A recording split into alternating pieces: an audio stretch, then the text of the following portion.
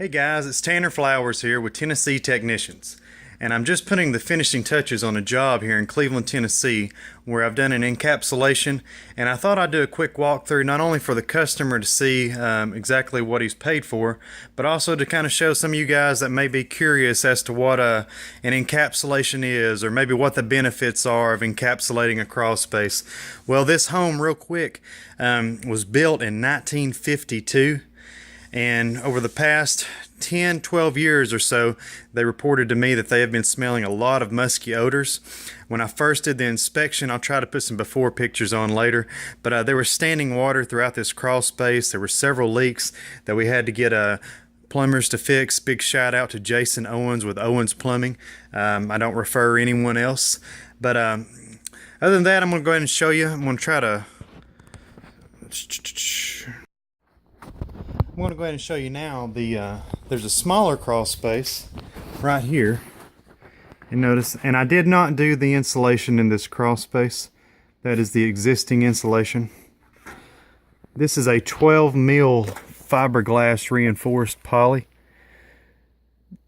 all the way up the walls, all the ground cover, around every pipe entry, wire entry, which the electricians are about to be here to finish tacking up these wires. Everything is anchored at the top. And by doing this though, I want you guys to understand, no moisture is coming up through this to any longer harm this subfloor. No moisture is coming up. This is going to save almost 20% more on their energy costs that they were already spending. I mean, imagine the drafts that were coming in and out of here during the winter, and the heat coming in into the summer, causing all kinds of condensation and moisture problems. This is all basement area here, but if we go over here on top of this concrete wall, you'll notice this was crawl space area as well. On all my encapsulations, I do my best to not have any wrinkles in the poly. However, when you've got old plumbing on the ground like this, it's near impossible to do. I haven't figured out how to do it without getting them in it yet. If I could have got it in here without any wrinkles, I assure you I would have done so. That was a rough cut out there for a bay window. Very, very low to the ground. I'll try to hold the phone out here. And this goes all the way down. You've got this short little wall here. But I'll do a quick walk through. So, we're going down through the basement here. Let's go into the main crawl space area, which is going to be this door here. Okay. This job is not yet 100% complete. I've still got to do this walkway, but we are currently waiting on the gutter company to arrive next week to do some things to reroute some water where it was been coming in near the chimney. And other than that, the job is completed. So let me take my shoes off here. Take a look at the entry coming in. These steps, let me try to squat down so you can see this. Man, this is some of the hardest stuff I ever did in my life. This was all standing water. There was a leak coming out of the ground here and a leak back here on this back wall that had been pouring water into this crawl space for many years. This was black, stagnant, had been coming out of the garbage disposal, and the smell was just awful. We'll take a peek up here on this other side that I already finished where I was trying to show you earlier. You notice that goes all the way down to that chimney area I was telling you, and you can see where the water's been coming in right there. That'll be gone next week when the gutter guys get here, and once they finish doing their job, I'll finish encapsulating that chimney area there, and I'll also do this walkway, which I've already got cut. There's a dehumidifier system running now, and since I turned it on this past Friday, moisture levels have dropped from 86% down to 47%. Which is great. We want them below 50. Mold, fungus, and mildew cannot survive in moisture levels below 50.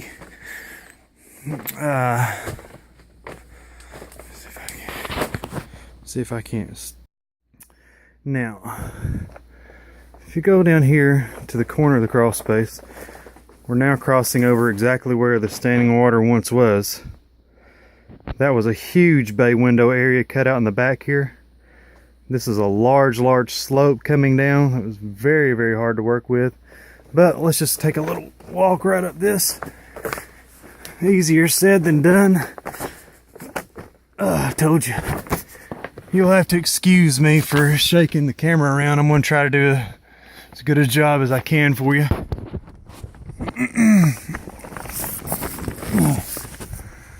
There's some of the new plumbing. This was all galvanized plumbing before I started this job. Notice all the piers are sealed completely. All ground cover, all walls, all piers are encapsulated. The vents were sealed off before I encapsulated it. I don't want any rodents coming in through the vents to get in here and destroying this poly. As you may guess, this is not a cheap job. I've been working on this job almost 3 weeks and almost 4,000 square feet of crawl space here total that I've had to work with. I need to thank Clint Presley with Tennessee Technicians as always for his help. I also would like to thank Matt Freitag with Freitag Construction for helping out as well. I also would like to thank Willie Austin with Austin Electric for wiring in the lights and all the breakers for the dehumidifier system. And you'll notice that dehumidifier system, I should have showed you, is actually tied in to that P-trap right over there.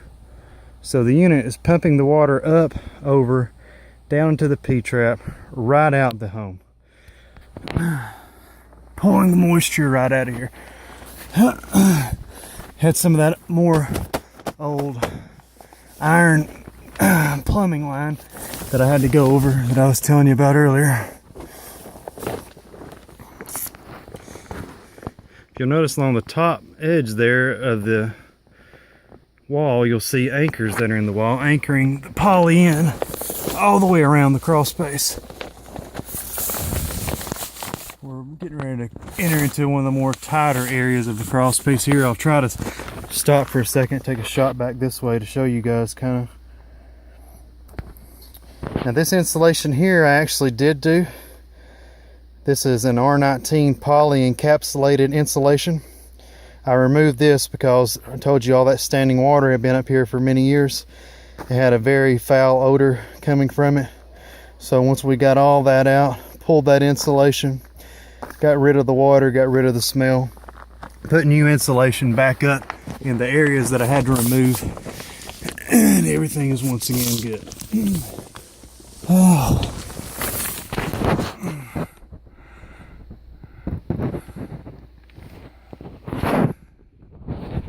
See if I can't get under this duct for you. Here's a pretty good view though, going back down that way. They don't call me the best for nothing. These encapsulations or any work that we do at Tennessee Technicians for that matter, we do not cut any corners. Reputation's everything in a small town, and I haven't been in business since 2005 for no reason. Most people, when they work underneath a home, a lot of them I've met actually hope the homeowner never comes back to check their work. Most of them leave their trash underneath here, no matter what type of profession they're in. That's just kind of the way things are. Me, on the other hand, I don't just take pictures of the stuff that I do to share. I'll go back here and take a video of the whole thing. Because a lot of my customers sadly aren't able to get back here and physically inspect the work that I've done. And hopefully, you know, customers appreciate this type thing as much as I appreciate them allowing me to do the work to their home and trusting me to resolve such an important matter.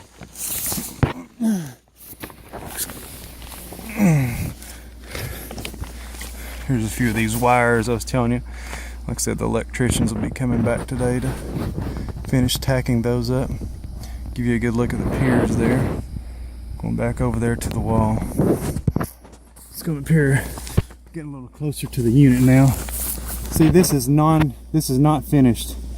This is where I told you I've got to come back and finish doing the chimney area once the gutter guys finish their job next week and rerouting that water. So there you go again though, there's the unit.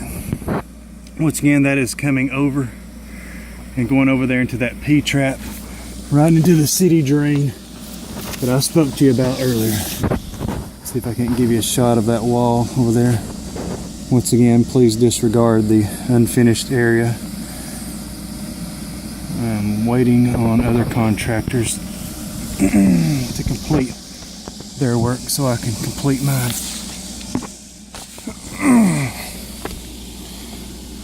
Well,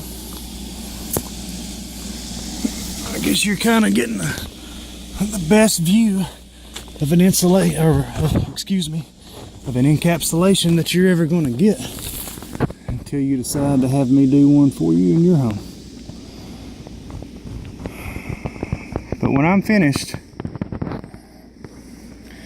there is no more moisture problems underneath the home. This is not a band-aid. This is not putting plastic on the ground. This is not going to the local hardware store and buying a dehumidifier system for $150 and hoping that it's going to do some good. This is the ultimate solution. This is a Tennessee Technician's dry space. I've been performing these since 2008, and we have been in business now since 2005. I appreciate anyone and everyone that has done business with us in the past.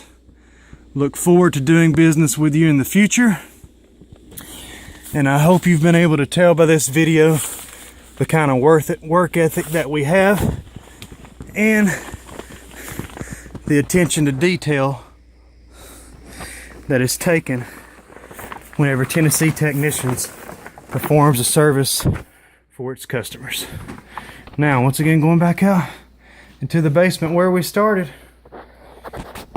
And that is a Tennessee Technician's dry space. I'm Tanner Flowers, and I look forward to doing an inspection on your home very soon.